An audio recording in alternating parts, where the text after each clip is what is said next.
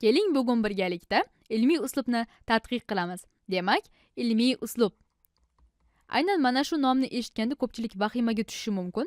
Lekin siz shuni biling, ilmiy uslub biz uchun shunday bir yo'lki, u orqali biz hayotga bo'lgan qiziqishlarimizni va u haqidagi qarashlarimizni tubdan o'zgartirishimiz va rivojlantirishimiz mumkin. Bu rivojlanishlar esa bizga o'ziga xos bir zavq bag'ishlaydi. Albatta, ilmiy uslubni biz bir nechta misollar yordamida ko'rib chiqamiz. Bu jarayonda esa u bir nechta ketma-ketliklardan, bir nechta bosqichlardan iborat ekanligining guvohi bo'lamiz. Bu bosqichlar turli tuman bo'lsa-da, bizga bitta natijani beradi. Siz tasavvur qiling, bir tadqiqot ishini amalga oshirdingiz va bu ishni biror kimsaga so'zlab beryapsiz. Avvalambor siz nega shu tadqiqotni amalga oshirganligingizni izohlab berasiz va bu izohlaringizni siz tekshirib, ularni isbotlab berasiz. Albatta, bu izohlar tekshirsa bo'ladigan izoh bo'lishi o'ta muhim. Sababi siz ularni biror tajriba orqali tekshirib, to'g'riligini isbotlab berish imkoniyatiga egasiz. Agar siz mana shu tekshirish jarayonida ularning xato ekanligini bilib qolsangiz, ularni qayta ishlab, to'g'rilab, yana yo'lingizda davom etish imkoniyatiga egasiz. Keling endi mana shu ilmiy uslubni bir misol yordamida ko'rib chiqamiz. Tasavvur qiling, siz bir aytaylik Shimoliy Kanada hududida yashaysiz va uyingiz okean bo'yida joylashgan. Uyingizni boshqa tomonida esa mana bunday hovuz bor. Siz bir hodisaning guvohi bo'lasiz. Aynan mana bu hovuz suvi qishning sovuq kunlarida okean suviga qaraganda ancha yuqori haroratda muzlaydi. Keyin esa siz mana shu holatga qiziqib qolib, ularni bir qancha vaqt davomida kuzata boshlaysiz. Demak, ilmiy uslubning eng birinchi bosqichi bu kuzatish. Demak, kuzatish bosqichi.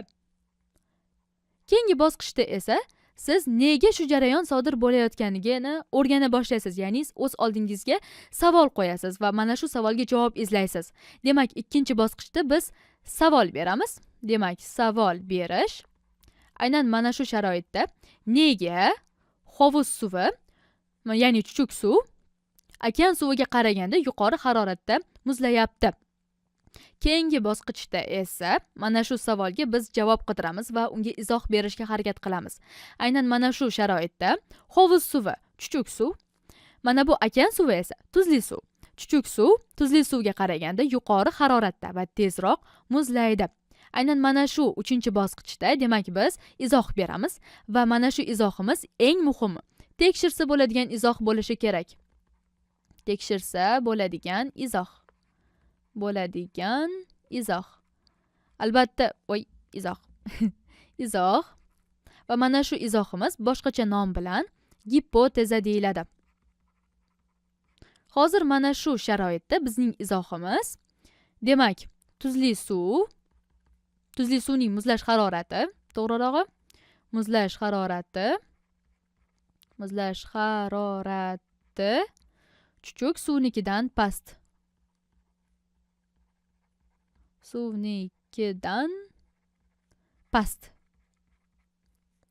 Bu izohimiz biz uchun tekshirishga juda qulay. Sababi biz uni biror bir tajriba orqali aniqlab tekshirishimiz va uni to'g'riligini yoki noto'g'riligini isbotlashimiz mumkin.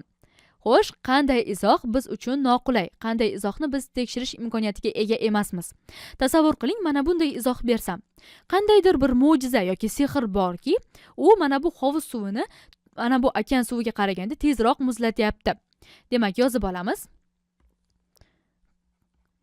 Mo'jiza tufayli yoki sehr desak ham bo'ladi. Demak, mo'jiza tufayli hovuz suvi mana bu tuzli suvdan tezroq muzlaydi. Bu izohning noqulayligi shundaki, biz uni hech qanday tajriba bilan aniqlay olmaymiz. Mana bu mo'jiza o'zi qanday ko'rinishda va qachon sodir bo'ladi, biz uni umuman bilmaymiz. Shuning uchun ham bu izohga biz e'tibor bermaymiz va uni bu yerdan chiqarib tashlaymiz va diqqatimizni mana bu izohga qaratamiz. Demak, bizning gipotezamiz quyidagicha. Tuzli suvning muzlash harorati chuchuk suvnikidan past. Keyingi bosqichda esa biz mana shu izoh to'g'ri yoki noto'g'riligi haqida bashorat qilamiz. Ya'ni keyingi bosqichda biz tajribani amalga oshiramiz. Tajribani amalga oshirishdan oldin biz bu haqida bashorat qilamiz. Demak, tajribani tashkillashtiramiz. Uning ichiga 2 bosqichni qamrab olamiz. Albatta mana bu tajribani avval qanday ko'rinishda amalga oshirishimizni aytib o'tay.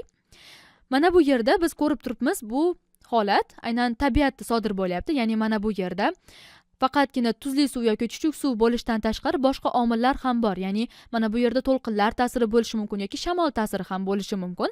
Biz bu holatni o'z nazoratimizga olamiz va mana shu jarayonni izolyatsiyalangan holatga o'tkazamiz. Ya'ni biz aynan ularni qat'iy ravishda nazorat qilib turamiz. U yerga hech qanday shamol ham, to'lqin ham ta'sir ko'rsatmaydigan darajada.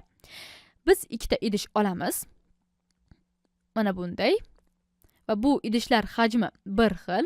Ular bir xil materialdan yoki bir xil moddadan yasalgan. Mana bu birinchi idish deb olsak, ikkala idishga ham aslida distillangan suv solib olamiz. Ular ham bir xil hajmda bo'ladi. Distillangan suv degani qandaydir yod moddalardan yoki boshqa bir ionlardan bug'latish orqali tozalangan toza suv. Demak, birinchi idishda biz toza suvni olamiz. Ikkinchi idishga ham keling raqamlab olamiz. Ikkinchi idishga ham xuddi shu suvni solamiz. Faqat suv solgandan keyin uning ustiga biroz miqdorda tuz ham solib yuboramiz va mana shu holatda bu idishda endi tuzli suv hosil bo'ladi. Demak, toza suv va tuzli suv. Biz mana shu 2 idishda endi tajribamizni amalga oshiramiz. Tajribani bajarishda biz mana bunday holatni ko'ramiz. Ya'ni mana bu 2 idishni biz muzlatgichga qo'yamiz. Muzlatgichning harorati aynan 0 gradus Selsiyda bo'ladi.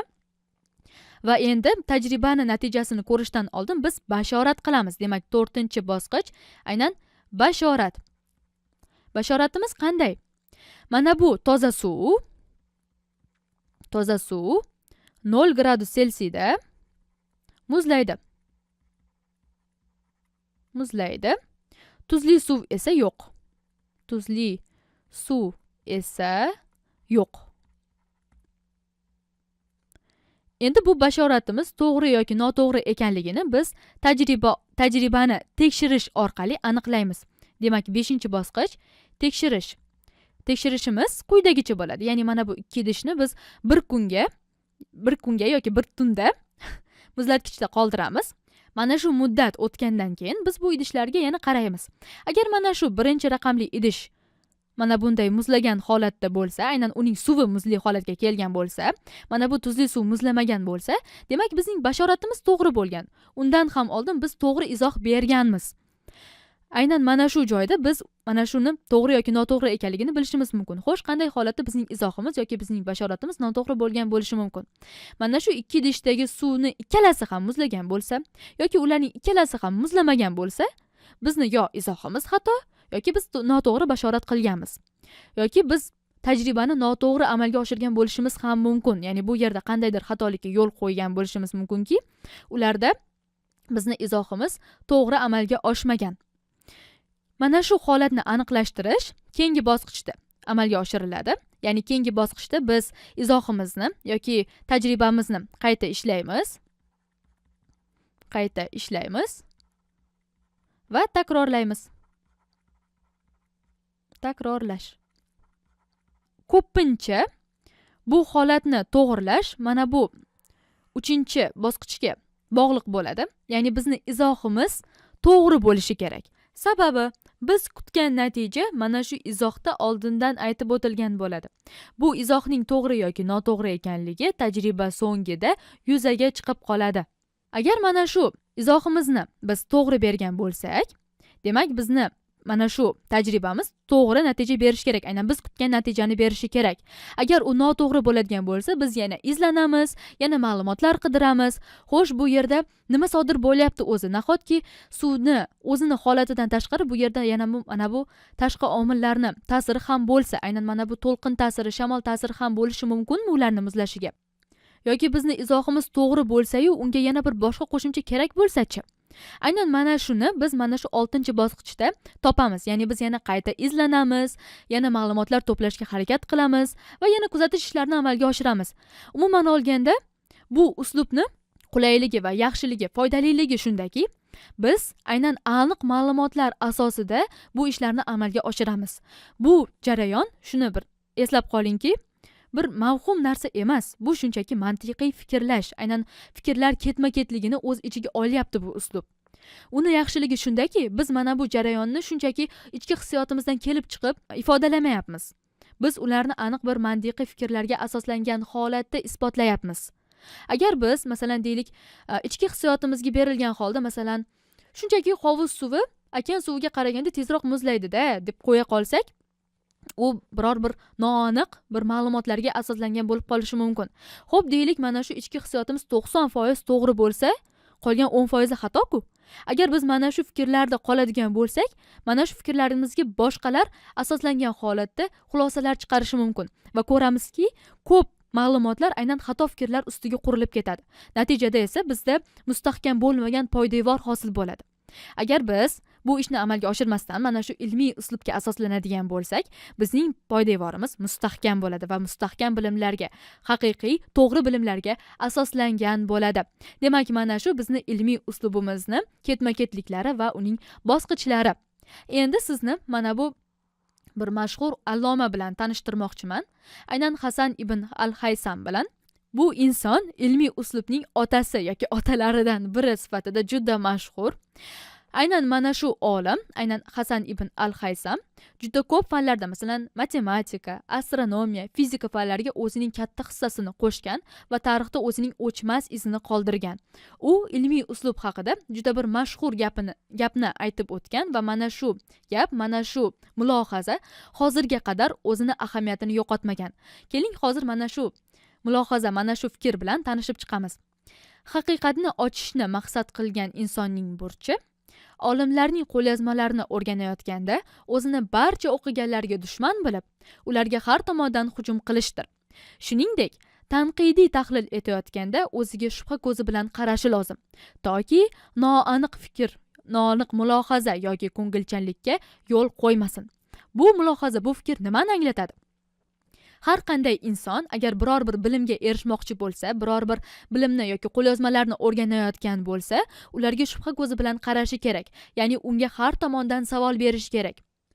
Shundagina u to'g'ri tomondan tanqid qilishni, to'g'ri tomondan to'g'ri mulohazani topishni o'rganadi. Ya'ni ko'ngilchanlikka yo'l qo'yish orqali bir inson xato qilib qo'yishini oldini oladi va aynan mana shu yo'l bilan u o'zini fikrini, o'zini mulohazasini yoki o'zini tajribasini to'g'ri ekanligini isbotlashi mumkin va boshqalarni ilmiy ishlarini yoki tadqiqotlarini isbotlashda ham agar mana shu usulni qo'llasa, ularning to'g'ri yoki noto'g'riligini ham isbotlashi mumkin. Bir narsani ta'kidlab o'tishim kerak.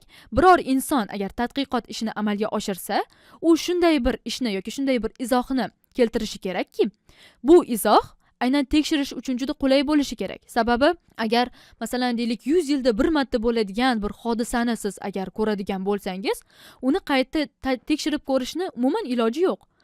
Keyin esa siz bu ishni to'g'ri yoki noto'g'ri ekanligini ham isbotlay olmaysiz. Siz shunday bir tadqiqot ishini amalga oshiringki, uni tekshirishni imkoni bo'lsin va boshqalar ham bu ishni amalga oshirishi kerak. Sababi, aynan mana shunday tadqiqot ishini siz qayta tekshirib ko'rib, o'zingizni to'g'ri ekanligingizni yoki noto'g'ri ish qilganligingizni, bundan tashqari boshqa insonlarning tadqiqot ishi to'g'ri yoki noto'g'ri ekanligini ham isbotlash imkoniyatiga ega bo'lasiz.